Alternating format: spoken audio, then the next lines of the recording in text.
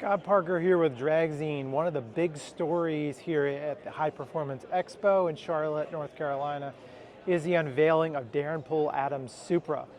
He's looking to become the first Supra in NHRA Stock class. So Darren, I'm going to talk to him in 1 second, and he's going to kind of run me through the car, what inspired him to build this, and we'll get kind of the nitty-gritty on the car itself as well.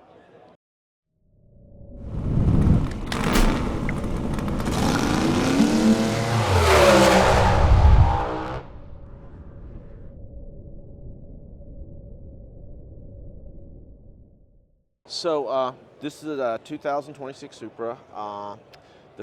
We're going to run NHRA Stock Eliminator. The specific class is undecided yet. There's what's called a TI form that has to be filled out by the manufacturer that goes to the NHRA for approval, and there's a little bit of negotiation there on the horsepower.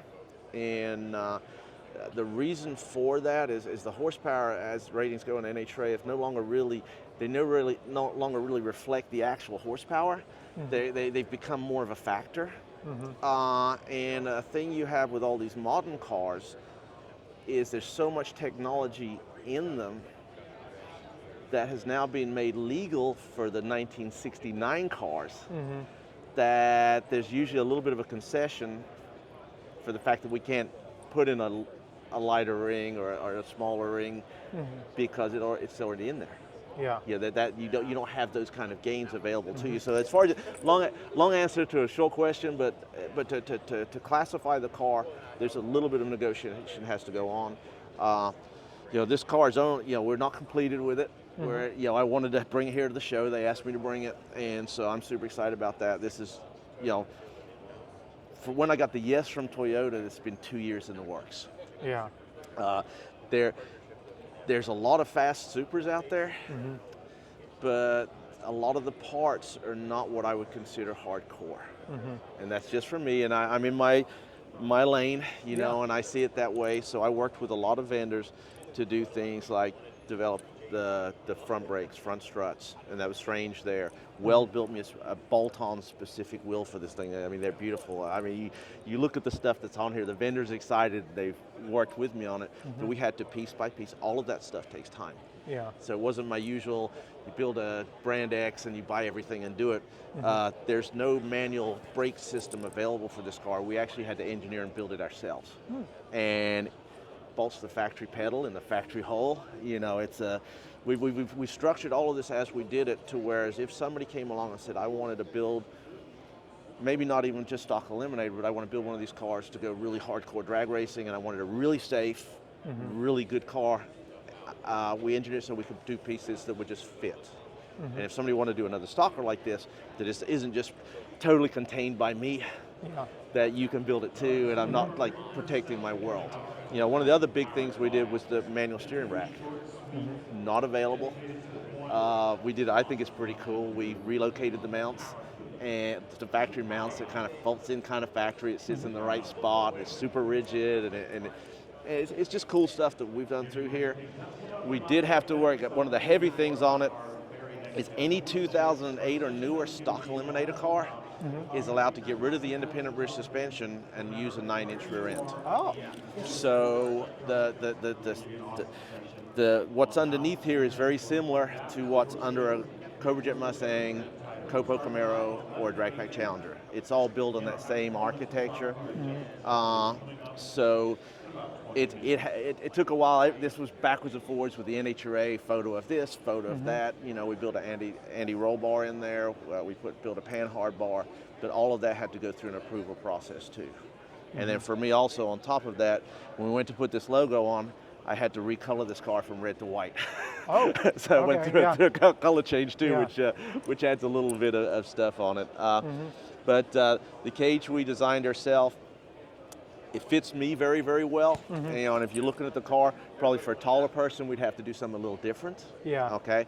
But my biggest focus with this thing right now, even though we're doing stock eliminator, and I'm not sure where the motor's going to end up as with the horsepower we really make, and I'm not sure exactly where this is going to fit competitive-wise. That is this. I'm used to push rod V8s. This 6-cylinder turbocharged overhead cam motor is a totally new world for me. Yeah. So I've got a monster learning curve to go through with this thing, but so we'll learn about that. But even though we're in stock, when we built the chassis, one of my biggest focus was getting this bar right on top of the cross member I have in here and making everything rigid to that. I've come up with a notion on how I think I do a two-person car now, and I think I've come with something that would be legal and safe. But I wanted to build a car that was totally safe, and if you took this car, I would have no fear whatsoever with dropping 1,000 horsepower in here, and I believe it goes straight down a racetrack. Yeah. And I believe it'd be safe, and it's 850 certified, right off the bat. Even though maybe I didn't need all those things. Yeah. You look at the 850 cage. Okay, I don't know that I'll need it. If I go 999, then yes, I do. I'd love to do that. If that happened, then my world is like complete. Yeah. But when you're looking at that cage and the structure we put in, the amount of rigidity it gives to the chassis to make it a much better car in the first 60 feet. Yeah. It's worth it for that too. I mean, there's a lot more than just one reason for doing that stuff. Okay. Gotcha. And what made you decide to build a Supra? I mean, you're predominantly known in the kind of the GM world, right? You've had some Firebirds, some Camaro, a lot of Copos, right? Yeah. What made you want to build a Supra? So for me, first started when the Scion FRS came out. I saw those little cars, and I just thought they were just super cool and neat. I started looking at the culture within Toyota as a company, and they seem from outside to be like very cool in their way they deal with things. Yeah. I've always liked their products. And I ended up in like 2013, I got my first Copo, and that which was a mind-blowing experience for me, and we were having very good success with that, but I'd asked for a second car, for a team car, and GM had basically told me, you're being a little greedy. Yeah.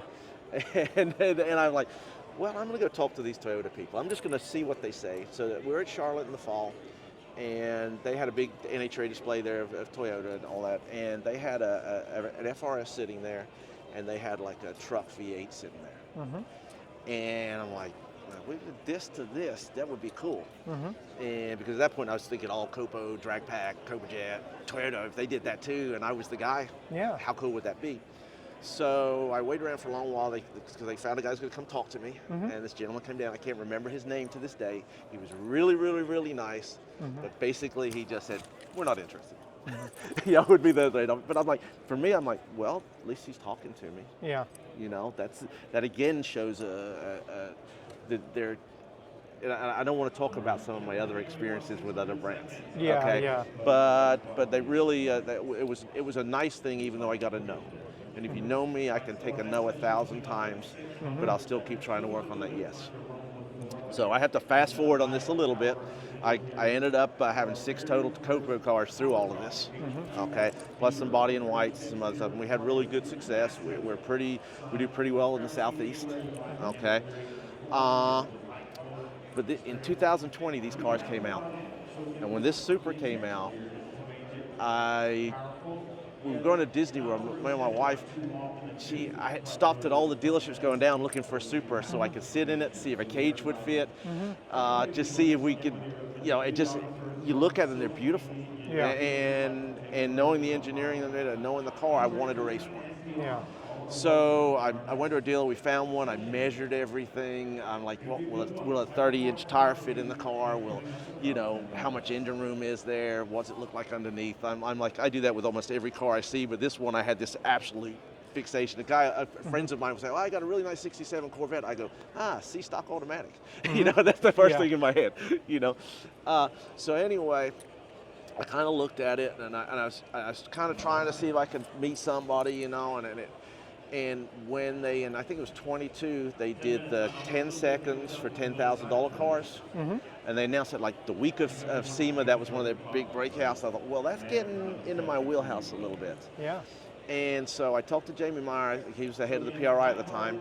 And I said, Jamie, if I come to SEMA, can you get me a meeting with somebody from Toyota? And he said, yeah, come on. So I got a plane ticket, got a hotel room, flew straight out there, hung out at the show, and the meeting for whatever reason I was supposed to have, didn't happen, and so I still don't have my no, you know. But I've decided I've got to have that conversation with him because it's eating me alive. Yeah. And so I went to the PRI show, and there was nobody from Toyota there, but I went and talked to the NHRA. And I said, look, I've got this thing in my head, I want to race a Supra. And now you got the funny cars and stuff. We need one in stock, super stock, whatever. I mean, it'd just be good for, I think it'll be good for things. Yeah. And they said, well, you know, we'll talk to Slugger for you. And it turns out Slugger Labby, who's like this legend in NASCAR. And one of my best friends, the guys that builds my engines, is Kelly Thacker. So I call Kelly and I go, Kelly, do you know this Slugger guy? He says, well, I know him. Because, you know, Kelly came from Penske, so he's all in that world. And he said, I know him, but one of my friends is like his best friend. I said, well, can you do me this monster favor and get me a phone number? I said, I promise I won't bug. You can tell him what it's about. I just need to know.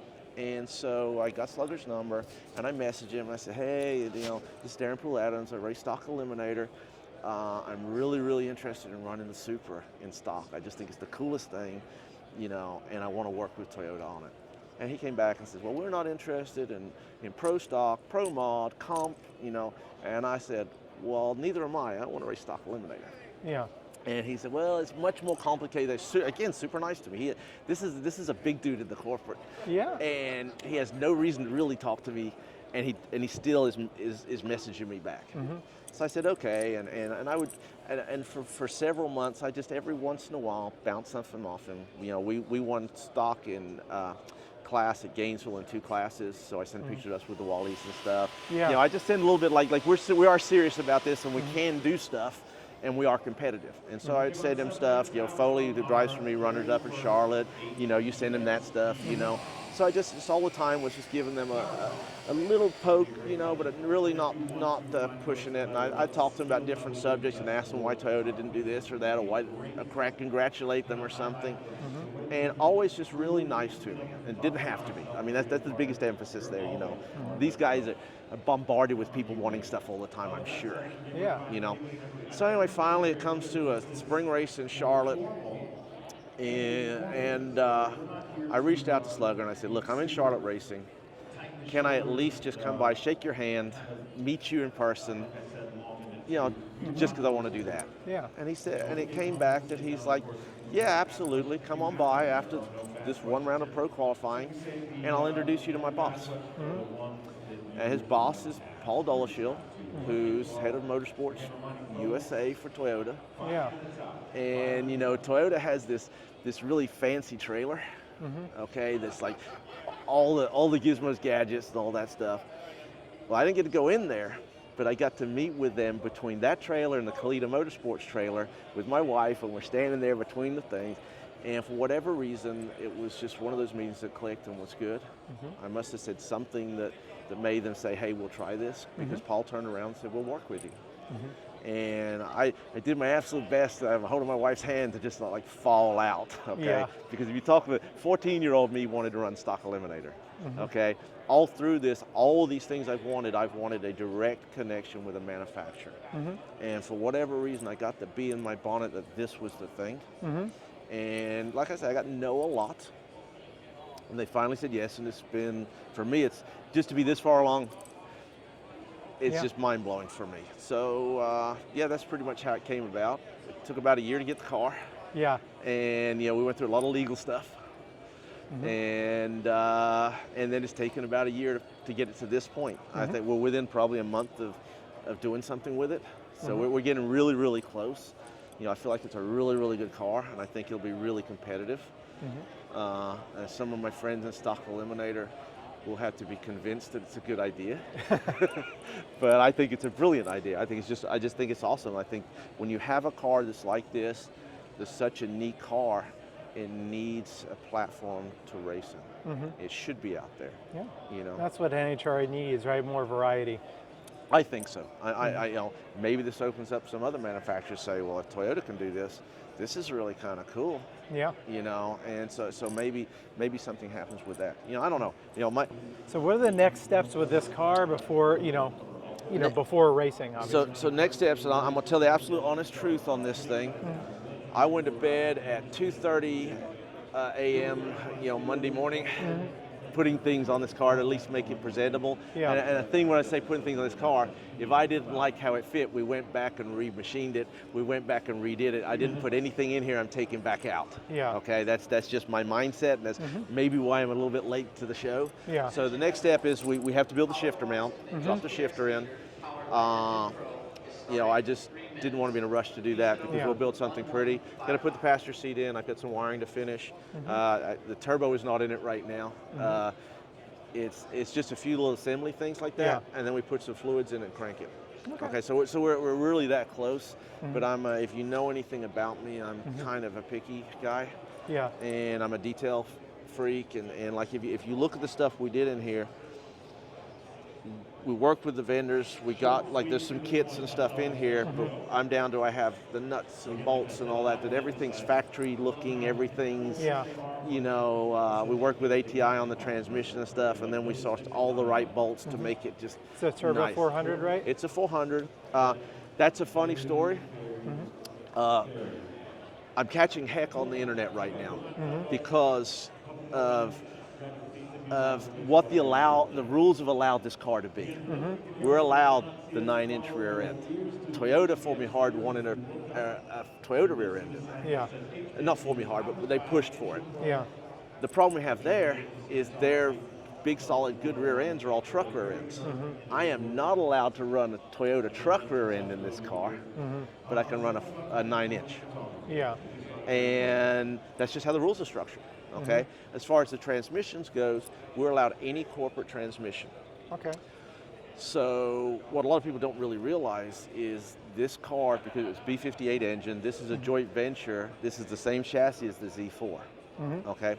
So, and it runs the B50 engine, which is a BMW sourced engine. I've learned some other stories about here lately about the Toyota interaction, but I don't really know. I got to ask the Toyota people if that's true or not. You know, it's like I've got there's all these little cute little things going on that I'm learning all the way to go through this. Well, BMW traditionally ran GM transmissions in their cars. Yeah. And if we're allowed any corporate transmission, that's the natural. Yeah. We looked at the 8-speed.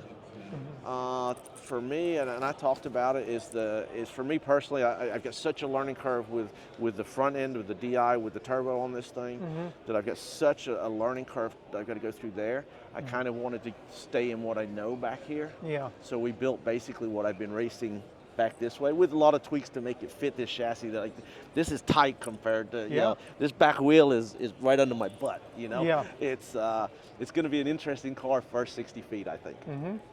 But because of that corporate tie-in, we worked with ATI to do a 400, to do a low gear set in it, lightweight drums, stuff like that.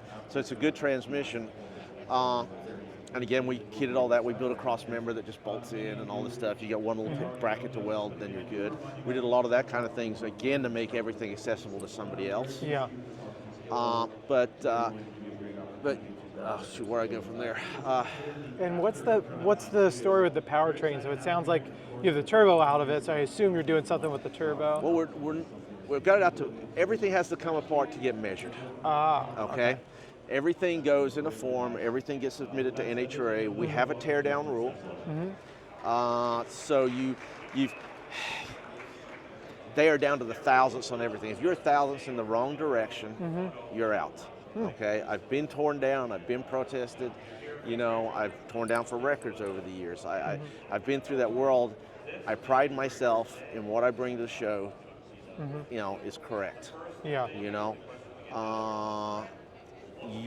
you will not find me doing anything purposefully to embarrass everybody that works with me. Yeah. You know, and I think that's probably one of the biggest things in it is there's a lot of cogs in my clock, you know, and it's you don't want to upset any of those things. You know? So on the motor that's in here right now, we took a 15,000 mile motor and basically just freshened it. You know, balanced and you know, decked it a little bit, but just put valve springs in it and I just really wanted a fresh motor. Yeah. So that's where we are, and we also had to have a part to measure everything. You know, we did a valve job, and you know what's legal within the rules. We did that stuff. We CC'd everything. You know, the thing of putting the turbo on, we started plumbing on everything, and you know we're not done with the plumbing, but you know it just got down to that was just a piece that wasn't on there, and it looks okay without it here. If I pop the hood and you know, it's like I've been very honest. Like I'm just this far along, guys. This is what I got. Yeah. It's the coolest thing I've done. You know, by far to this point. But I want it to be the nicest thing I've done too. Yeah. And so, yeah, at some point, you're better to deliver quality and apologize for your shortcomings than to throw crap together. Yeah. Because that's just not me. I don't do it at work. I don't do it with the race cars. I mean, it's Cool. you know. And with all the parts you developed, when and where are those going to become available? Poole Adams Racing Inc. I've been incorporated. This is my 30th year. We in the past have really just built race cars, raced race cars. When we're done with them, sell them. You know, and they've gone on to other people and been successful as well. Yeah. I've kept a few. I'm a little bit of a collector. Yeah. On the parts, this has kind of pushed me into a new world. I've always had different lines that have worked with me and have made me, you know, suppliers and stuff for their stuff that work with me on a wholesale level.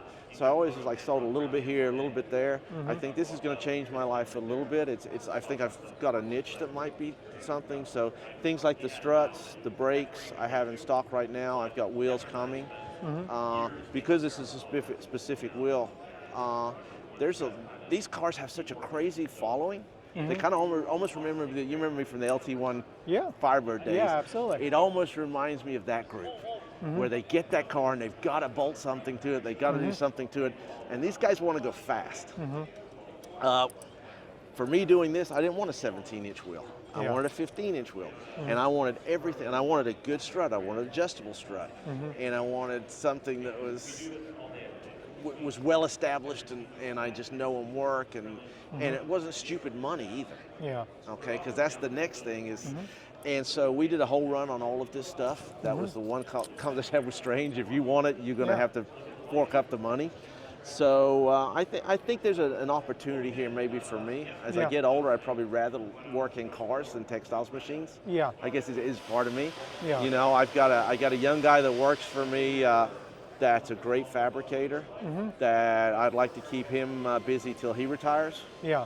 You know, so he loves this stuff. He's welded on die machines for me for 15 years, so he's not that young. Yeah. But he's in love with this. Yeah. You know, he you know, I'm the cut and fit guy, he's the welded up guy. So the two of us together work really, really well. I'll sketch something out for him, he'll go make it, bring it back. Yeah. You know, we use outside vendors too, you know, to get things, you know, laser cut, and you know, we do a lot of CAD design with them, and to have pieces, brackets and stuff. So it's kind of, this has been a neat experience, but I would like to going forward, like if somebody wanted one of these cars, I'd love to help them with it. Yeah. You know, and if you just got somebody who says, hey, I want a front end package, you know, I want to do the steering like yours, well, send me give me your K member, and I'll do it for you. You know, cool. So there's an opportunity there maybe. We'll see. Awesome. Well, thank you very much, Darren. I really appreciate your time, buddy. Thanks.